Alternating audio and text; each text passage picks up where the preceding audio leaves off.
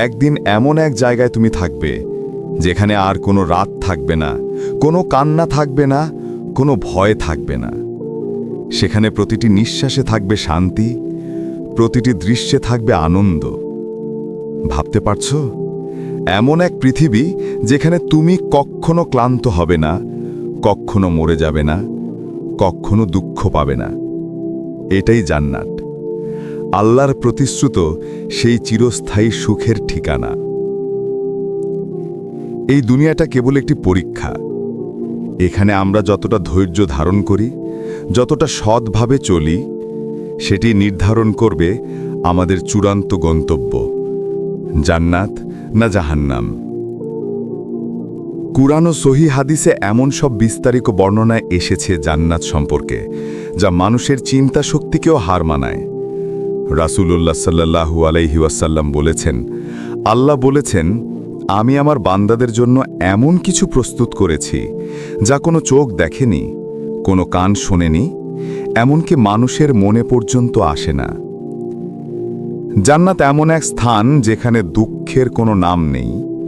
কেউ কারোর প্রতি হিংসা পোষণ করবে না, কেউ কারো উপর রাগ করবে না। কুরআনে আল্লাহ বলেন, তাদের কাছে থাকবে যা তাদের প্রাণ চায় এবং তাদের চোখ যা দেখে তৃপ্ত হয়, আর তোমরা সেখানে চিরকাল থাকবে। সেখানে মৃত্যু নেই, বার্ধক্য নেই, অসুস্থতা নেই। সবাই থাকবে এক বয়সে, এক রূপে। ৩৩ বছরের তরুণ, চিরযৌবনা। রাসূল সাল্লাল্লাহু আলাইহি ওয়াসাল্লাম বলেছেন, তারা থাকবে সৌন্দর্যে ইউসুফ আলাইহিস সালামের মতো, রূপে হোসেইন রাদিয়াল্লাহুর মতো।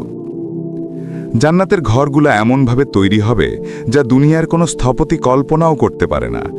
মুক্তা, সোনা, রূপা ও স্বচ্ছ স্ফটিক দিয়ে নির্মিত ঘর, যেখানে আলো প্রবেশ করবে কিন্তু কোনো দৃষ্টি গোপনীয়তা ভঙ্গ করবে না। মাটি হবে কেশর ও মস্কের মতো সুগন্ধে ভরা। বাতাসে থাকবে এমন স্নিগ্ধতা যা মনকে প্রশান্ত করবে। রাসূল সাল্লাল্লাহু আলাইহি ওয়াসাল্লাম বলেন, জান্নাতের মাটি কেশরের মতো, পাথরগুলো মুক্তা ও রুবির মতো। আল্লাহ বলেন, তাদের নিচ দিয়ে প্রবাহিত হবে নদীসমূহ, কিন্তু সেই নদীগুলো পানি নয়, বরং 4 রকমের: বিশুদ্ধ পানি, দুধ, মধু এবং এমন এক পানীয় যা কখনো নষ্ট হবে না। জান্নাতের ফল হবে অবারিত, তুমি যা চাও তা মুহূর্তেই হাজির হয়ে যাবে তোমার সামনে। আল্লাহ বলেন, তাদের জন্য সেখানে থাকবে নানান ফলমূল যা তারা বেছে নেবে। জান্নাতে খাবারে কোনো অপবিত্রতা থাকবে না, খাওয়ার পর শরীরে কোনো বর্জ্য তৈরি হবে না, বরং তাদের মুখ থেকে নির্গত হবে সুগন্ধ, কারণ জান্নাত হলো নির্মলতার রাজ্য। জান্নাতীরা সেখানে একে অপরের সঙ্গ পাবে, সুন্দর, কোমল ও চিরযৌবনা হুর, যারা আল্লাহর পক্ষ থেকে বিশেষভাবে জান্নাতীদের জন্য সৃষ্ট। সেখানে থাকবে ভালোবাসা, থাকবে স্নেহ, কিন্তু থাকবে না কোনো ঈর্ষা বা হিংসা। সেখানে সময় থেমে যাবে, দিন, রাত, মাস, বছর এই শব্দগুলো হারিয়ে যাবে, কারণ জান্নাত চিরন্তন।